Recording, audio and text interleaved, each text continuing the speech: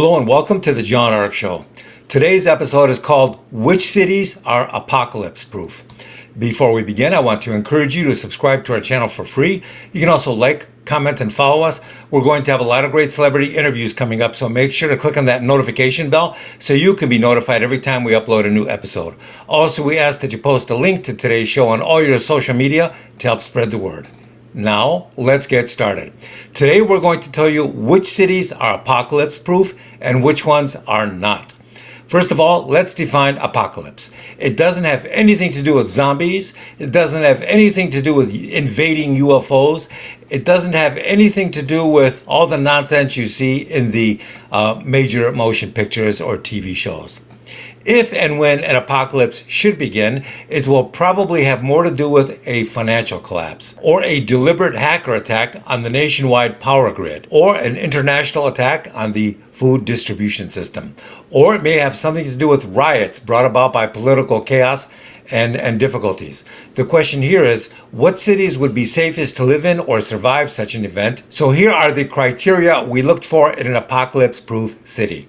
Now, no city is 100% apocalypse-proof, but there are cities which are now more resilient and able to survive a major black swan event more so than other cities. First of all, we've eliminated major metropolis cities like New York, LA, San Francisco, Seattle, Portland, and Chicago. These cities are dead and gone. Forget about them.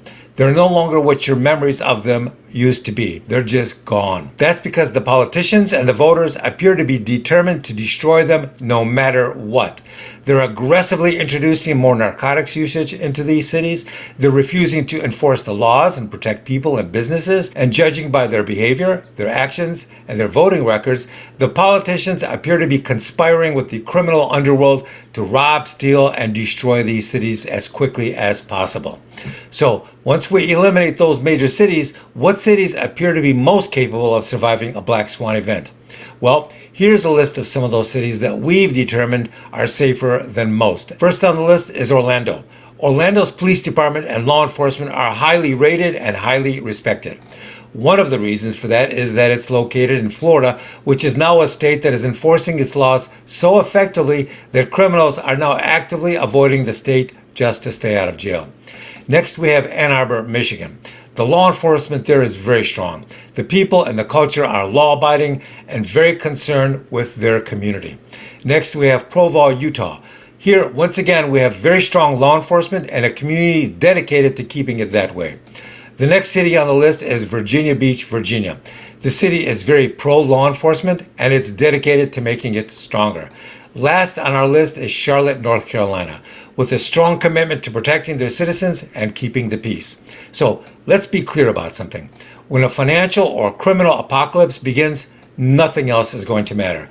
All the policies and the personal beliefs and thoughts that you thought were so important to you about your planet and your city and your state, all those political beliefs or any other thoughts will go right out the window when the rioters and the criminal scumbags are raping and robbing and killing people in your neighborhood 24/7.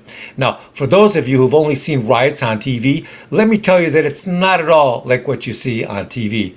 It's not like there are some good rioters and some bad rioters. Rioters have a hive mentality. What does that mean? It means they will all swarm a neighborhood or a city like locusts with one purpose in mind. They will kill, destroy, and burn everything in their path. There's no room for individual thought in a riot. It's all hive-like thinking, and they will take great pleasure in doing so. Did you see what the rioters did in various cities across the U.S. just a few years ago? They were trying to burn down police stations with officers locked inside of them. In fact, some rioters in some police stations were trying to weld the doors to police stations shut so the police couldn't escape once the buildings were set on fire. Anyone who thinks that rioters are just misunderstood people will think differently once you see them attacking and killing everyone in their path. So no matter what anyone else says, if you don't have maximum law enforcement in your city, then you don't have anything, let alone the luxury of believing in some esoteric belief system that you think is superior to what everybody else is thinking and believing. That's all gone. And because of that, if you believe those things, you will not survive the black swan event that will come your way.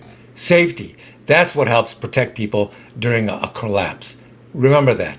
Nothing else you thought was important will matter to you when they set your house on fire and start shooting at people running out of your home. Good luck. Thank you for watching. I want to encourage you to subscribe to our channel for free. You can also like, comment, and follow us. We're going to have a lot of great celebrity interviews coming up, so make sure to click on that notification bell so you can be notified every time we upload a new episode. Also, we ask that you post a link of today's show on all your social media to help spread the word. Thank you, and we shall talk to you soon. Bye-bye.